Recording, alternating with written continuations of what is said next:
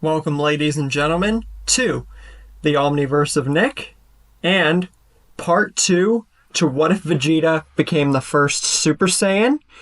I'm your host, Nick, and like always, before we get into today's episode, be sure to smash the like button, subscribe to the Omniverse of Nick channel, and comment your favorite part or parts of ongoing or past stories, as well as future recommendations for what-ifs and general discussion you might get to see on the channel in the future. Today, we're going to be covering Frieza's revenge as well as the preparation for the android arc, which will be at the end of this episode, covering into that arc at the beginning of next episode, if that all made sense. But anyways, let's get into Frieza's revenge. Last episode, he barely escaped death with a fist through his chest at the middle of last episode and finding his father and forces dead by Vegeta's hands after getting healed by Dende and escaping Namek, barely avoiding Vegeta before he went back to Earth. He found the third stellar region and prepared for revenge. And trained. But no. We're not getting Golden Frieza because now, since he was very close to beating Vegeta last time, he's only training to have his 100% maxed out, which means his final form's original 2% power level of 2 million, we'll say that increases to 10 million, while it's 100%, the stamina's fixed, and it's a 200 million power level. So that's pretty much all you need to know. Meanwhile, Goku still goes to Yardrat and learns about Super Saiyan and instant transmission. As for Vegeta, he eventually goes to Earth whenever Goku returns on his own whim, since Frieza is not there yet. And he wants to challenge Goku again, because he can tell that he's got stronger. And he did say he wasn't going to be a nice guy for long, and that he would eventually come back to fight him again. He just was in a good mood at the time. But hey, whatever. It's Vegeta for you. Soon enough, a boy with purple hair and a sword comes to Capsule Corp 2, and he's wondering where Frieza is. Vegeta just smirks at the kid just randomly appearing, but since he's the one who did it, he just brags about it and says it's because he killed him. And now this makes Trunks concerned, because not only is Goku here, but Vegeta, his father, he says that he beat him, and Trunks asks, who's the Super Saiyan here? And Goku says that Vegeta is, but he's not the only one. And Goku, he shows off his false variant of Super Saiyan, the max that he is able to get. It's very, very, very, very close to Super Saiyan, but it's almost like a better version of the Lord Slug movie transformation. So it's like very close, but not quite. And Vegeta just sits back and laughs at this, laughing at Kakarot's feeble attempts to replicate the form he got first. And to show off to Trunks even more, he just whips it out and boom, transforms into a Super Saiyan. Now this definitely concerns Trunks, because yes, his father is the Super Saiyan here, but Goku's is barely master. What happened here? And this is just making him very confused, but at the same time, it could be a massive booster, because this could actually help make this time even better, with Vegeta as the first Super Saiyan, if that's what's going on.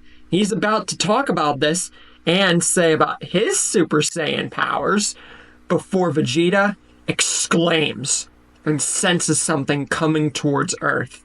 Frieza and his army of 1,000 men are coming early, except very dimmed down to this saga's standards, but you can't blame me for doing that considering all the whole situation. And they touch down around the same place that Frieza and King Cool did canonically. With Frieza, his fourth form and all, just that little teensy bit stronger, like I said. It was mainly just to buff up his 100% because he was very, very close to winning before, so training to Golden Frieza would not be anywhere close to needed. It would just be a huge downer for the story and would kill the entire point of the story. Now, Vegeta, Goku, and Trunks are all surprised at this. But, even though Trunks is surprised at Frieza coming later, and him seeming pretty strong with much more men, they all gather together, Piccolo, the Earthlings, and Gohan, to go and combat Frieza. No matter if it's a different situation than Trunks thought, or the fact that Vegeta thought he killed Frieza and Goku too, they're just gonna do it.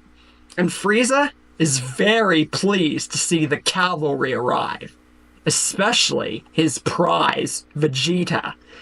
He picks out Goku from the crowd, and he recognizes him as the potential spawn of Bardock, that low-class Saiyan who tried to stop him from destroying planet Vegeta. But he's not interested in him.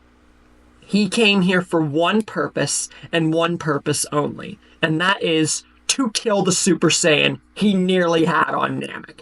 Had he not got punched through the stomach instantly, he could have very well beaten him. And Vegeta says, you know what? Maybe.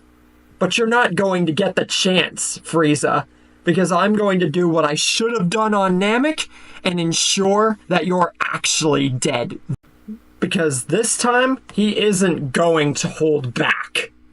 Trunks tells Vegeta before he can combat Frieza, he's going to fight him alone. And Vegeta just looks at Trunks and asks him, why should he pardon his prey to Trunks? Why should he let him fight? Like, what? But Trunks just pulls out his blade and says, Vegeta isn't the only one strong around here.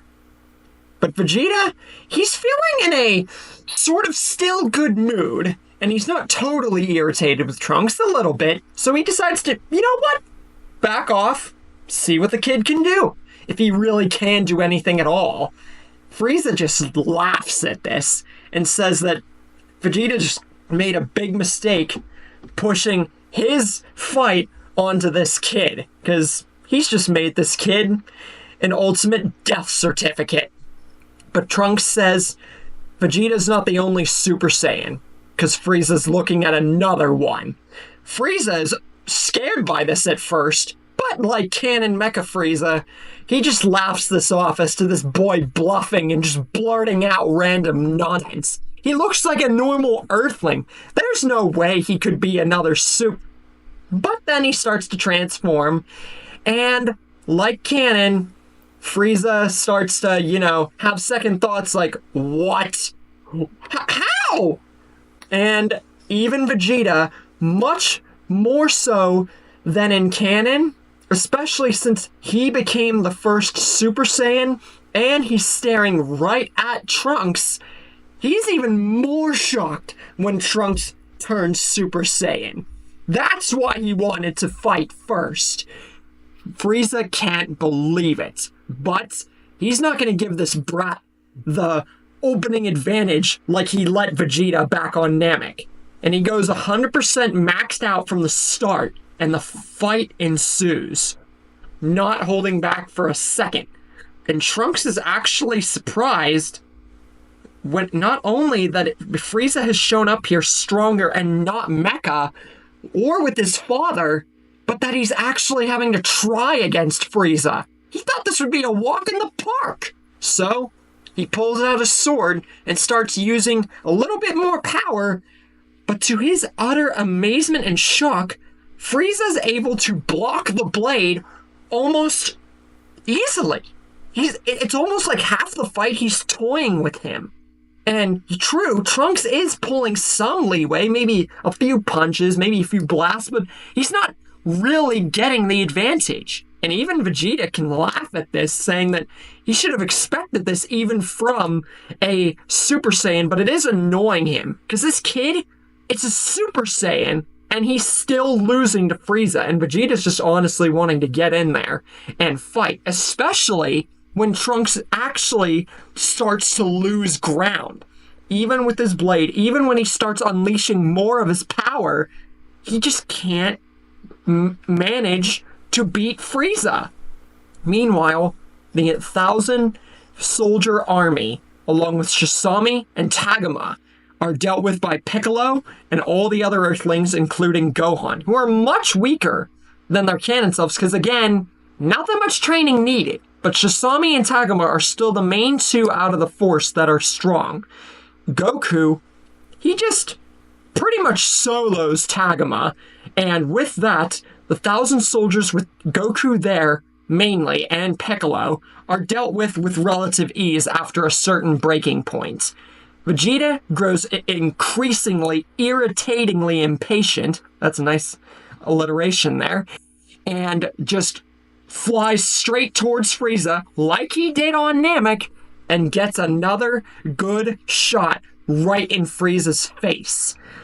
Sorbet, sensing that things are kind of going downhill, goes to help his master with his ray gun, but Trunks just slices the ray gun in half, the blaster, and blasts Sorbet into bunches of smithereens. And with this, Trunks still having a good amount of energy, and a full energied Super Saiyan Vegeta, much stronger than on Namek, kind of, fight Frieza together.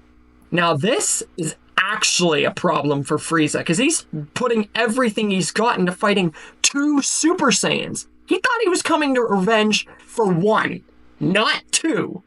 And now, having to exert energy on two of them? Oh, he's beaten almost a few minutes into the fight. And Trunks gets the final hits on, slicing Frieza into millions of pieces and blasting him away like his canon counterpart. Afterwards, Vegeta wants a sparring match with Trunks to test his Super Saiyan abilities, and he's quite impressed with the results. Once they get a bean, of course, because they're not going to have a sparring match with barely half their energy from Frieza. Well, Trunks more than, less than half, and Vegeta more than half, but you get my point. Afterwards, Trunks and Goku have a talk, because it's mainly Goku that Trunks planned on talking to, and he wants to talk to him alone because of one important thing. About, Vegeta and Bulma and everything and his identity, but mainly because Vegeta, his mother told him that Vegeta lasted the longest against the androids, mainly 17. But his mother never told him that it was because he was the first Super Saiyan. So that was completely in the dark for him, which explains a lot. Which Super Saiyan Vegeta still happened in this timeline for Trunks. He gives Goku the heart medicine and says that with his father as a Super Saiyan, it should give everyone, including Goku, more morale and should make things honestly a lot better. And Goku heavily agrees, which makes the training with Gohan and Piccolo even more a good thing for Goku, because it encourages him to not only access Super Saiyan fully, but train harder with Gohan and Piccolo and get Gohan near the level himself. Meanwhile, Vegeta eventually does hook up with Bulma because of also the weighted training room machines, the gravity chambers, and Vegeta not wanting to be left in the dust, even though he didn't have that rematch with Goku, even though he's clearly shown he's superior, he can't risk that.